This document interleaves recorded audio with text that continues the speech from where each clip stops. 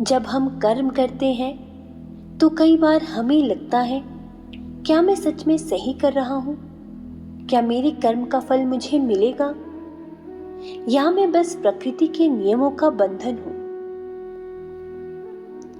श्री कृष्ण इस भाग में स्पष्ट करते हैं कि कर्म को त्यागना या छोड़ना संभव नहीं।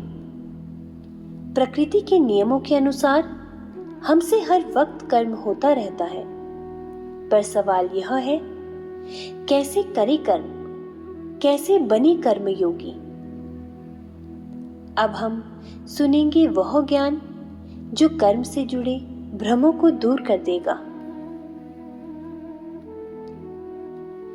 यस्त्विन्द्रियाणि मनसा नियम्यारभते अर्जुन कर्मेन्द्रियैः कर्मयोगम् असक्तः स विशिष्यते।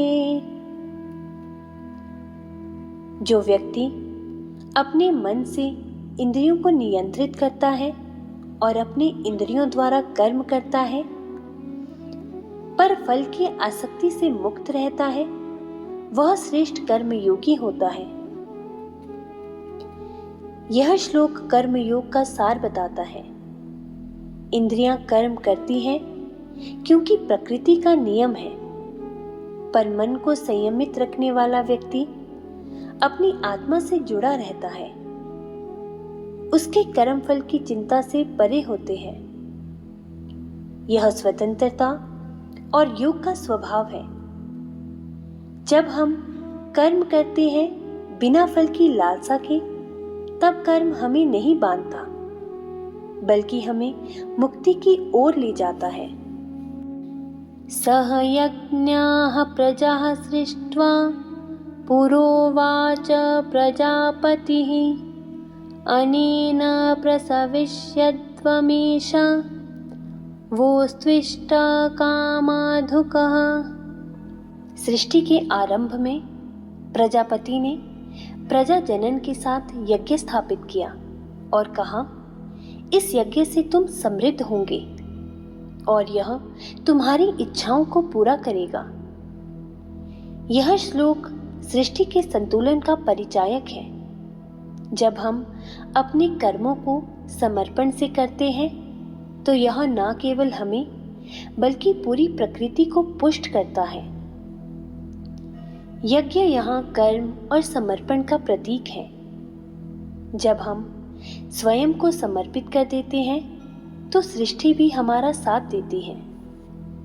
देवान् भावयतानेन ते देवा भावयन्तु वः परस्परं भावयन्तः श्रेयः परमवाप्स्यथः। तुम देवताओं को यज्ञ द्वारा प्रसन्न करो और वे तुम्हें प्रसन्न करेंगे। इस प्रकार परस्पर पूर्ति से तुम परम कल्याण को प्राप्त करोगे। यह श्लोक कर्म और प्रकृति के बीच सहकार्य को दर्शाता है। जब हम अपने कर्मों से प्रकृति के नियमों का सम्मान करते हैं तो वे भी हमारे कल्याण में सहायक बनती है। यह पारंपरिक संतुलन ही यज्ञ की आत्मा है। जब हम अपने कर्मों को प्रकृति और सृष्टि के प्रति समर्पित करते हैं तो जीवन में असली समृद्धि आती है। इष्टान् भोगान् हि वो देवा दास्यन्ते यज्ञभावितः तैर्दतान् प्रदायेभ्यो यो भुङ्क्ते तेन एव सः। देवता यज्ञ से इच्छित वस्तुएं देते हैं, पर जो उन्हें लौटाता नहीं वह चोर है। जो केवल ग्रहण करता है और लौटाता नहीं, वह न केवल अपने कर्म चक्र को तोड़ता है बल्कि प्रकृति के साथ अपने संबंध को भी भंग करता है। कर्म का चक्र संतुलन चाहता है। जीवन में देना और लेना दोनों जरूरी है। इसी में कर्मयोगी का जीवन पूर्ण होता है। नियतं कुरु कर्म त्वं कर्मज्ञायो ह्यकर्मणः शरीरयात्रापि च ते न प्रसिद्धेद कर्मणः। हे अर्जुन, अपना निर्धारित कर्म करो, क्योंकि कर्म करना अकर्म से श्रेष्ठ है। यह शरीर भी कर्म करते हुए जीवित रहता है। यहाँ कर्म करने के महत्व को बताया गया है। निष्क्रिय रहना भी एक कर्म है जो व्यक्ति को जीवन से दूर करता है। शरीर की गति, सांस लेना, सोचना सभी कर्म है। इसलिए अपने कर्म का पालन करना अनिवार्य है। जीवन को स्थिरता कर्म से ही मिलती है, ना कि कर्म से भागने में। यज्ञार्थ कर्मणो यंत्र लोकोऽयं कर्म बंधनः तदर्थं कर्म कौन्तेय मुक्त संगः समाचरा।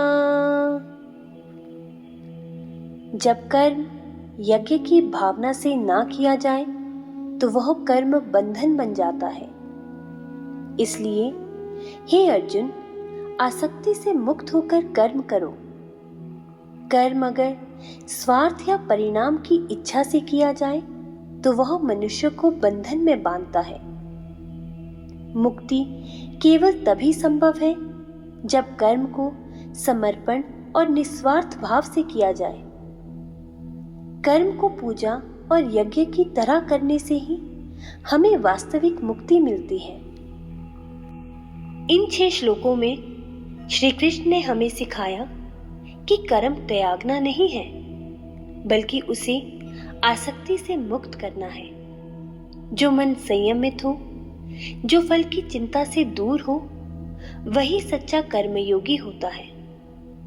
कर्म छोड़ना कभी समाधान नहीं, बल्कि कर्म को ईश्वर को समर्पित करना जीवन की सबसे बड़ी साधना है। अगले भाग में हम जानेंगे कैसे आसक्तिहीन कर्म जीवन को दिव्य बना देता है और कैसे यज्ञ की भावना से हर कर्म एक पूजा बन जाता है।